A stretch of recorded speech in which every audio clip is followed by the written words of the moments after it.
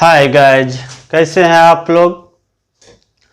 सफलता एक दिनों की मोहताज नहीं होती, लेकिन कैसे थक जाऊं, कोई मेरे जन्म से इंतजार पे बैठी है जो मेरे बेटे कुछ मेरा नाम रोशन करेगा। आपकी उसी लगन और मेहनत को साकार करने के लिए एक्साइलेंट टीम आपके साथ कदम से कदम मिलाकर चल रही है। आपकी मेहनत और लगन को हम पहुंचाएंगे आपकी बुलंदियों तक। मैं रजनीश गुरु आपका एक्सेलेंस क्लासेस पे एक बार पुनः स्वागत करता हूं। CCRAS के डाले गए पहले रीजनिंग में आप लोगों का जो व्यू हमको मिला वो काफ़ी ज़बरदस्त था और मैं आप लोगों के बीच आज पुनः उसी सेक्शन को आगे बढ़ाते हुए आगे के कुछ महत्वपूर्ण क्वेश्चन पे डिस्कस करने जा रहा हूं।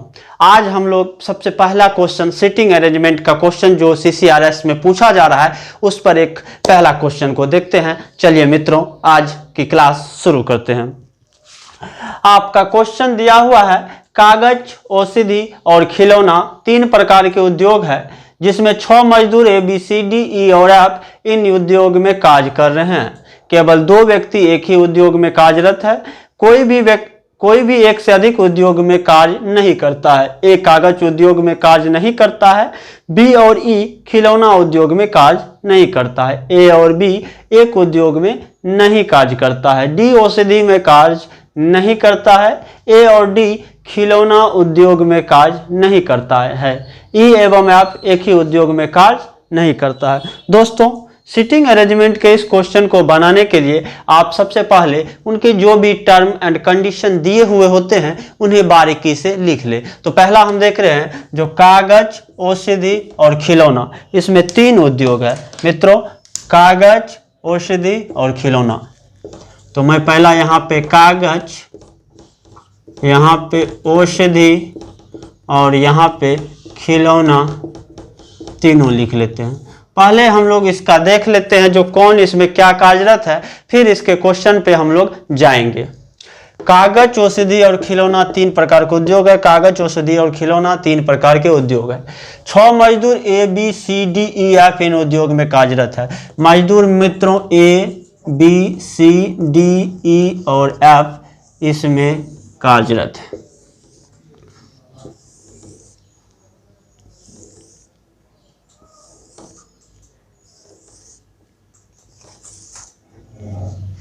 ABCD और EF इसमें कार्यरत है। कोई भी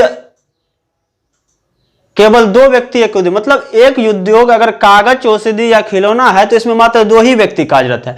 लेकिन एक कंडीशन यह भी दिया, जो कोई भी व्यक्ति एक से अधिक, मतलब अगर कोई कागज में कार्य कर रहा है ना तो वो फिर औषधि में कार्य नहीं कर रहा, फिर अगर वो औषधि में कार्य कर रहा है ना तो खिलौना में कार्य नहीं कर रहा। आइए, कोई भी एक से अधिक उद्योग में कार्य नहीं करता है। एक कागज उद्योग में कार्यरत नहीं। मित्रों, अब हमको पहला कंडीशन यहाँ पे दिया जो A कागज उद्योग में कार्य नहीं करता है, तो आइए A कागज में इसको क्रॉस कर दिए, मतलब इसका हुआ जो एक कागज उद्योग में कार्य नहीं करता है। B और E खिलौना उद्योग में कार्यरत नहीं है। B और E आपका खिलौना उद्योग में कार्यरत नहीं है, उसको भी काट दीजिए। जो जिसमें नहीं है उसको पहले हटाते चलिए। A और B एक उद्योग में कार्यरत नहीं है। अब देखिए भैया, B यहाँ पे कहा जो खिलौना में कार्यरत नहीं है और A कहा कागज में कार्यरत नहीं है, और A और B बोला एक उद्योग में कार्यरत नहीं है। अगर A मेरा यहां से औषधि मिलता है तो क्या B मेरा यहां से कुछ और मिल सकता है, जो हम लोग बाद में देखते हैं। आगे एक बार तनिक और बढ़ जाते हैं। D औषधि में कार्यरत नहीं है। D जो आपका है वो औषधि में कार्यरत नहीं है। A और D खिलौना उद्योग में भी कार्यरत नहीं है, मतलब D जो है आपका वो खिलौना में भी कार्यरत नहीं। A और D खिलौना उद्योग में भी कार्यरत नहीं है। E और F एक उद्योग में कार्यरत नहीं है। E और F एक उद्योग में फिर आपका कार्यरत नहीं है। अब आइए मित्रों, अब देखिए A का कागज और खिलौना में नहीं है, मतलब B औषधि, A औषधि में हुआ। और आपसे क्या बोला गया यहाँ पे देखिए, यहाँ पे बोला गया A और B एक उद्योग में कार्यरत नहीं है, मतलब इसमें B भी नहीं है। तो B आपका किस में कार्यरत हो गया, कागज में हो गया। A किस में कार्यरत हो गया, औषधि में हो गया। अब बचा आपका C, फिर बच रहा है आपका D, फिर बच रहा है आपका E। अब दोस्तों देख लीजिए, D में भी आपका 2 क्रॉस लग गया, मतलब D भी आपका कार्यरत हो गया। किसमें, आपका कागज में। अब आपका बच रहा है सी, ई और एफ। अब देखिए, अब आपको कहा गया है जो ई और एफ एक उद्योग में कार्यरत नहीं है, ई और एफ एक उद्योग में कार्यरत नहीं है। मतलब अगर हम ई को यहां दे तो एफ को यहां नहीं देंगे, इधर या इधर देना होगा। तो एक कंडीशन इसका यहां पे फिर से हम लोग देखते हैं जो आखिर क्या होता है। अब यहां पे आइए मित्रों, हम लोग देखते हैं जो कागज में अब कोई नहीं आएगा, क्योंकि आपको यहां पे साफ कह दिया गया जो कोई केवल दो व्यक्ति ही एक उद्योग में कार्यरत है। मतलब कागज का हमको यहाँ पे बी और डी मिल गया, मतलब ना तो सी कागज में अब कार्य करेगा, ना ई कागज में कार्य करेगा और ना एफ कागज में कार्य करेगा। ठीक है मित्रों। अब और क्या बोला गया है, जो ई और एफ एक ही उद्योग में कार्यरत नहीं है। ई का आपका कागज और खिलौना ऑलरेडी कट गया है, तो मतलब ई अब आपका यहां होगा और एफ इसमें कार्य तो करेगा नहीं, तो एफ कार्य करेगा आपका औषधि खिलौना में। अब देखिए, अब वहां पे आपको दो कागज दो औषधि मिल गया है, लेकिन खिलौना कितना मिला है, एक। और क्या क्या दिया, जो केवल दो व्यक्ति एक उद्योग में कार्यरत है, मतलब खिलौना में अब आपका कौन कार्य कर रहा है, एक सी कार्य नहीं कर रहा है आपका किसमें, औषधि में। तो ये कुछ आपके रीजनिंग थे सिटिंग अरेंजमेंट का, जिसको मैंने बारीकी से हर एक टर्म को लिखा। अब कह रहा है इनमें से कौन दो औषधि में कार्य कर रहा है। आप औषधि में आपका कार्य कर रहा है ए और ई, मतलब आपका ऑप्शन हो जाएगा एक नंबर, मतलब ए और ई औषधि में कार्य कर रहा है। मैं एक बार फिर से इसको रिपीट कर देता हूं। कह रहा कागज, औषधि और खिलौना तीन प्रकार के उद्योग है, जो मैंने कागज, औषधि और खिलौना लिख लिया। 6 मजदूर A B C D F इसमें कार्यरत है, मैंने वो लिख दिया। अब एक कह दिया जो केवल दो व्यक्ति एक ही उद्योग में कार्यरत है, मैंने उसके रिगार्डिंग गया और उस पर जब मैंने देखा तो ये मुझे मिला। चलते हैं इसके नेक्स्ट जो और क्वेश्चन क्या क्या दिए हुए हैं उस पर। ठीक है मित्रों।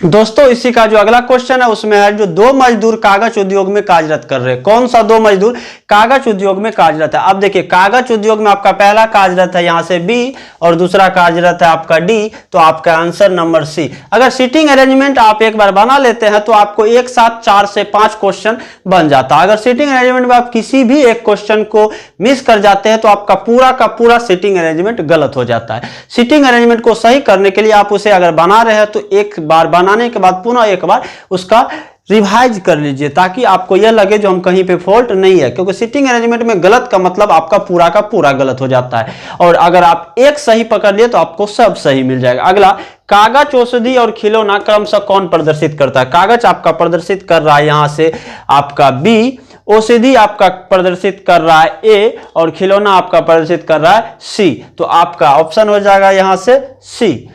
ए किस उद्योग में कार्यरत है, तो आप देख रहे हैं जो ए मेरा औषधि के उद्योग में कार्यरत है। तो सीटिंग अरेंजमेंट के पूछे जाने वाले एक बेहतरीन क्वेश्चन हमने देखा। अब हम इसके बाद नेक्स्ट क्वेश्चन की ओर मूव कर रहे हैं, जिसमें अब आपका सीटिंग अरेंजमेंट के संदर्भ में ही पूछ देता है जो कौन इसमें बड़ा है, छोटा है, क्या है। तो चलते हैं दोस्तों नेक्स्ट क्वेश्चन पे।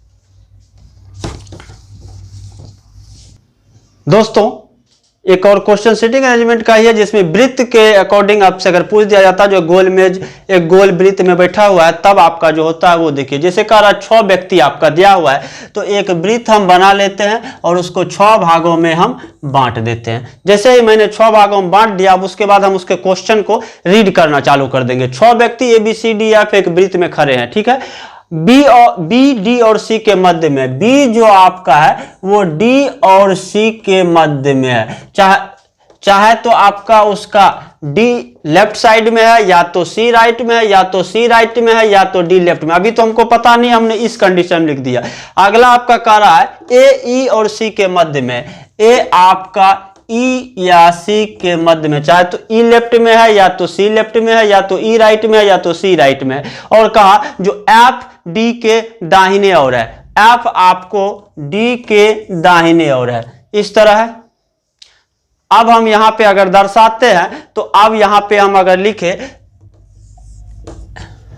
एफ डी के दाहिने तरफ है, एफ आपका डी के दाहिने तरफ हो गया। और कह रहा है जो बी डी और सी के मध्य में है, तो मतलब सी अब यहां नहीं आएगा मेरा दोस्तों, क्योंकि जब यहां मेरा सी आता है तो मेरा एफ यहां आ जाएगा। इसीलिए मैंने आपको बोला सिर्फ अभी लिख के रखना है। तो अब आपका जो यह डी है, बी है, वो ये वाला कंडीशन ना फॉलो करते हुए अब ये वाला कंडीशन फॉलो कर जाएगा।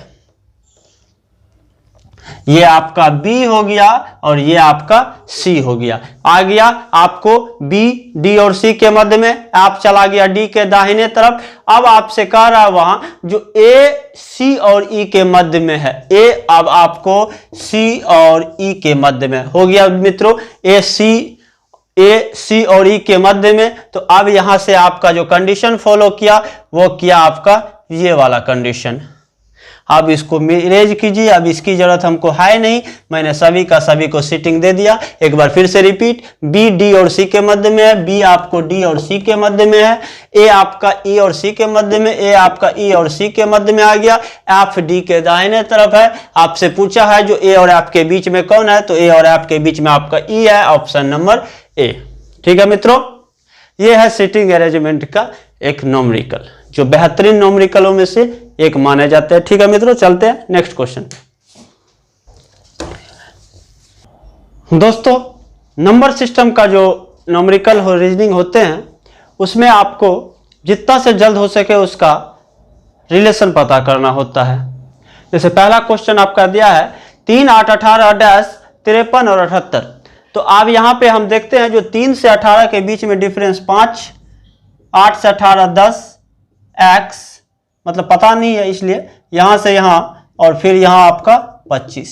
अगर हम देखें 5, 10 और यहां हम अगर 15 कर दे, यहां 20 कर दे और वहां 25 कर दे, तो हम देखेंगे 5 के बढ़ते हुए क्रम में जा रहा है। तो अगर हम यहां पे 15 करके यहां पे हम ऑप्शन 33 ले आते हैं और 33 20 53, मतलब ये मेरा सीक्वेंस सही हो जाता है, तो मेरा ऑप्शन यहां पे हो जाएगा ए नंबर। दोस्तों, जब भी हम लोग नंबर सिस्टम का न्यूमेरिकल बनाते हैं, और आपको एक बात याद रखिए, अगर आपको 1 से 25 तक का स्क्वायर और 1 से 25 तक का क्यूब याद है, तो स्क्वायर और क्यूब के रिगार्डिंग आने वाला न्यूमेरिकल आप 10 सेकंड के अंदर में पता कर लीजिएगा, मैक्सिमम 10 सेकंड। अब आप यहां पे देखिए, यहां पे 27 है, तो 27 आप जानते हैं 3 का क्यूब होता है, 125 5 का क्यूब होता है, 729 9 का क्यूब होता है, 1331 11 का क्यूब होता है। 3 का क्यूब, 5 का क्यूब, 9 का क्यूब, 11 क्यूब। भाई बीच में मिसिंग ऑर्डर है क्या? भाई 7 का क्यूब मिसिंग ऑर्डर है, तब ना 3 5 7 9 11, मतलब ओड नंबर का क्यूब ले लिया है। तो 7 का क्यूब, 7 का 7 7 49 7 3 43, ऑप्शन ढूंढो भाई, 3 43 ए नंबर। अगला क्वेश्चन फिर आपका यहाँ पे डिफरेंस के रिगार्डिंग है, तो यहाँ आप डिफरेंस चलते हैं तो 54, यहाँ आप डिफरेंस चलते हैं तो 36 6 42 20 62 62, यहाँ पता नहीं है, यहाँ पता नहीं है। अगर हम यहाँ देखें 8 मेरा बड़ा है और यहाँ हम 8 बढ़ के 70 चले जाए और यहाँ 8 बढ़ के 78 चले जाए, और अगर रखना चाहे 2 26 70 2 96 2 96 4 60 374 78, हाँ भैया 296 पे पक्का यहाँ पे फॉलो हो जाएगा, क्योंकि 276 26 और 70 296 78 324। तो ये नंबर सिस्टम के कुछ रीजनिंग होते हैं। अब हम एक क्वेश्चन आप लोगों के बीच ब्लड रिलेशन का लेके आ रहे हैं, क्योंकि ब्लड रिलेशन से भी आजकल इसमें CCRAS में अच्छा क्वेश्चन पूछा जा रहा है। तो चलते हैं नेक्स्ट क्वेश्चन ब्लड रिलेशन पे मित्रों। दोस्तों, ब्लड रिलेशन के आधारित न्यूमेरिकल बनाते समय हम लोग को से और का पर काफी ज्यादा ध्यान रखना होता है। जो से और का में क्या डिफरेंस है, जैसे यहां पे पूछा व्यक्ति से महिला का संबंध, या अगर पूछा होता महिला का व्यक्ति से संबंध, तो उसमें डिफरेंस है। दोस्तों, व्यक्ति से महिला का क्या संबंध, वह व्यक्ति से महिला का क्या संबंध, मतलब व्यक्ति का महिला कौन लगती है, यह होता है इसका कहने मतलब। अगर महिला का व्यक्ति से संबंध, तब व्यक्ति महिला का कौन लगती है, यह होती है। तो इस टाइप के न्यूमेरिकल में इस पॉइंट को काफी ज्यादा ध्यान में रखना है, व्यक्ति से और व्यक्ति का।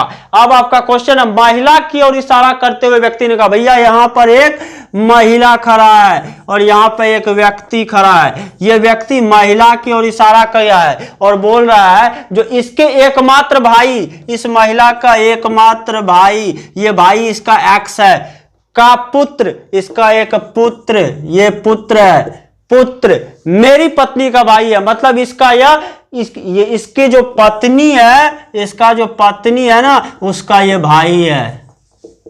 मतलब ये दोनों क्या हुए यहां से, भाई बहन, भाई बहन। मतलब ये जो पुत्र है वो इस व्यक्ति का साला है, और यहां पे इस पुत्र का जो पिता है, इस पुत्र और इसकी पत्नी का जो पिता है एक्स, ये इसका क्या हो गया भाई, ससुर जी। सुनो ससुर जी, यही ससुर जी, और यह ससुर जी का यह महिला कौन है? बहन है। तो मतलब जो यह व्यक्ति है उसका यह कौन हो गया? ससुर की बहन।